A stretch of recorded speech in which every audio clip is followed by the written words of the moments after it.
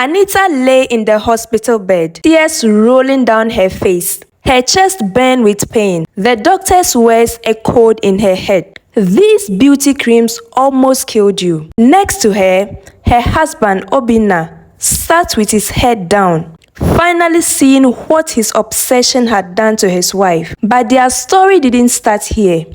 It started 3 years ago, on a sunny afternoon that changed everything. Obinna stood at the busy street corner, fixing his expensive suit. He was a successful banker, and everyone knew it. People said that he had everything: money, good looks, and charm. But Obinna felt empty inside. He wanted something else, something he thought would make his life complete. A wife with the perfect round melons. That's when he saw her. Anita walked down the street in a blue dress that showed off her curves. Her melons were exactly what Obinna had in mind. Big, round, and perfect. He stared so hard that he didn't see the car coming. "Watch out!" Someone screamed. Obinna jumped back in time. His heart was racing. "Are you okay?" A soft voice asked. It was her, Anita.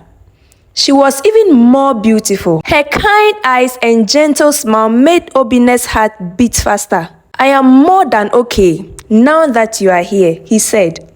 His eyes were moving straight to her chest. Anita noticed his look.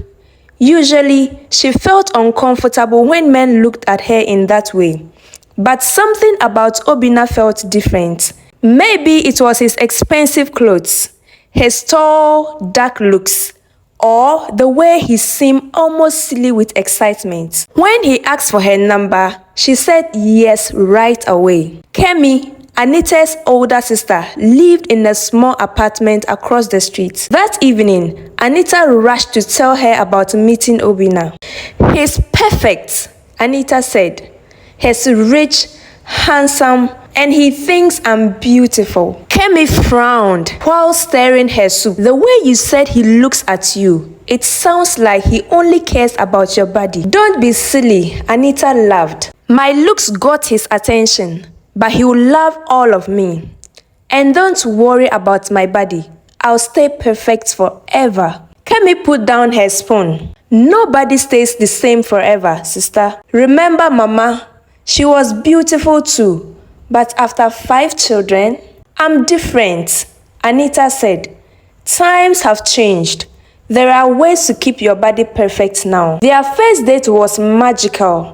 Obinna took Anita to the fanciest restaurant in town. He ordered expensive wine and couldn't stop complimenting her. "Your chest is so perfect," he said, "like God himself shaped them." Anita blushed. Part of her felt proud, but another part wondered if he saw anything else in her. "What about my mind?" she asked. "Don't you want to know what I think about?" "Of course," Obinna said quickly. "Tell me everything about yourself." But as Anita talked about her job as a teacher and her dreams of starting a charity, she noticed Obinna's eyes kept dropping to her chest. Still, she pushed her worries away. His attention felt good, and he seemed so in love. The next few months were like a dream. Obinna bought Anita expensive gifts, dresses that showed off her figure, diamond necklaces that drew attention to her chest. He took her to the fancy parties where he proudly showed her off. "Look at my girlfriend," he would tell his friends. "Isn't she perfect? Especially her chest. Have you ever seen anything so beautiful?" Each time he did this, Anita felt both proud and embarrassed. Other women at the party gave her cold looks. Some whispered behind their hands. But Obinna's friends' wives were kind to her. One day, at a party, an older woman named Mrs. Adebayo pulled Anita aside. "Be careful, my dear," she said. "My husband was like yours, obsessed with my looks. But after our children came, trust me, you don't want to know the rest of the story." But before she could finish, Obinna appeared. "Come, my love," he said, while pulling Anita away. "Let's not waste time with old women's stories. 6 months after they met, Obinna proposed. He got down on his knee at another fancy restaurant, holding out a massive diamond ring. "You are the most beautiful woman I've ever seen," he said. "Marry me, give me beautiful children, and I promise to love you forever." Anita said yes immediately. In her heart, a small voice whispered warnings, but she ignored it. Surely, a man who loved her this much would love her no matter what. Their wedding was huge. Obinna spent millions on it. Anita wore a white dress that made her look like a princess. During her speech, Obinna talked mostly about her beauty, especially her chest. Some guests looked uncomfortable, but Anita told herself it was just his way of showing love. The first year of their marriage was sweet. Obinna couldn't keep his hands off Anita. He bought her beautiful clothes and took her on expensive trips. Sometimes, late at night, Anita would catch him staring at her chest with worry in his eyes. One day he asked, "You will stay this way forever, right? Promise me you won't change." "I promise," Anita said, even though deep down she knew it was impossible. When Anita got pregnant with their first child, Obinna was extremely happy. He touched her growing belly and smiled. "Our baby would be beautiful," he said. "And look, your melons are getting even bigger." But after their son was born, things started to change. Anita's body was different now. Not much, but enough for Obinna to notice. He started making little comments. "Maybe you should exercise more. Are you sure you're eating right? Your melons are not firm anymore." Each comment was like a small knife in Anita's heart.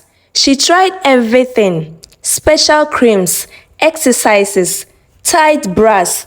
Nothing made Obinna completely happy. Their second baby came a year later. This time around, the changes were bigger. Anita's melons, though still large, began to sag slightly from breastfeeding. Stretch marks appeared on her belly. Dark cycles formed under her eyes from sleepless nights with the baby. Obinna continued to pass mean comments on her. He stopped touching Anita. At parties, he no longer showed her off. Instead, she noticed him looking at other women, younger women who hadn't had babies before. One day, Anita went to see her best friend, Mary, who worked at a pharmacy. "I can't have another baby right now," Anita said. "My husband, he's already unhappy with how I look." Mary understood, and she helped Anita get birth control pills. Each morning, Anita would hide in the bathroom and take one, then hide the pills behind the cleaning supplies under the sink. For almost a year, Obinna didn't know why they weren't having another baby. He started getting angry and frustrated. "Maybe we should see a doctor," he said. "Something must be wrong. We need more children," he said. Anita felt guilty but scared.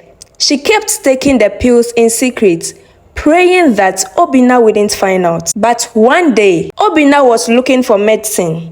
He moved the cleaning supplies under the sink and found the birth control pills.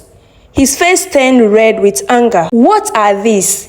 he shouted, holding the pills up. "You've been tricking me, stopping us from having more children." Tears ran down Anita's face. "I was scared," she said. "You keep telling me I'm not beautiful anymore. Each baby changes my body more.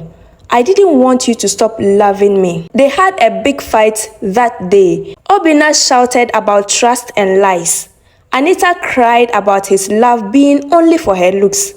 Finally, Obinna promised to love her more, no matter what. "Please," he begged, "stop taking these pills. Trust me, I'll be better this time." Anita wanted to believe him. She threw away the pills and prayed she was making the right choice. Soon after that, she became pregnant with their third child. One day, Anita found messages on Obinna's phone. He was talking with other women, telling them the same things he used to tell her. "Your melons are perfect," he wrote to one lady. "You are the most beautiful woman I've ever seen," he told another. When she confronted him, Obinna got angry. "What do you expect?" he said. "Look at yourself. You promised you wouldn't change." Anita cried all night. The next day, she went online and ordered every beauty cream she could find. Some promised to make her chest firm again. Others said that they will remove stretch marks. Though she could use all her savings to buy these things, she didn't care anymore. She just wanted to do something that would help her. She bought the creams. The creams had strange smells and her skin burned. But Anita kept using them. Beauty is pain, she told herself. She hid the pain from Obinna, hoping that he would love her again if the creams worked. But they didn't work.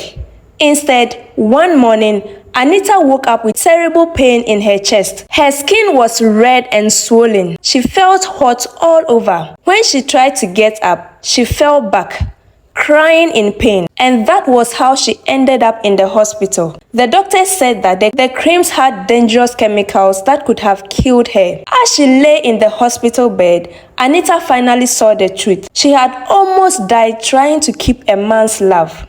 A man who never really loved her at all. Beside her, Obinna was crying too. Seeing Anita in the hospital bed, sick because of him, made him finally understand what he had done. All his life, he had chased perfect melons. But what good was a perfect body in a hospital bed? "I'm sorry," he whispered, holding Anita's hand.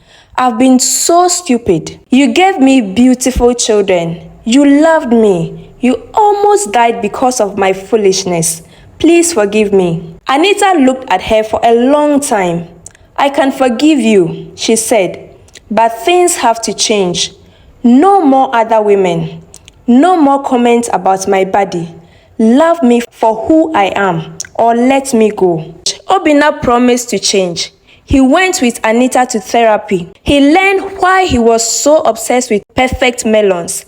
It came from his fears and insecurities. Slowly, he learned to love Anita for everything she was. Her kind heart, her strength, her love for the children. Anita changed too. She threw away all the beauty creams.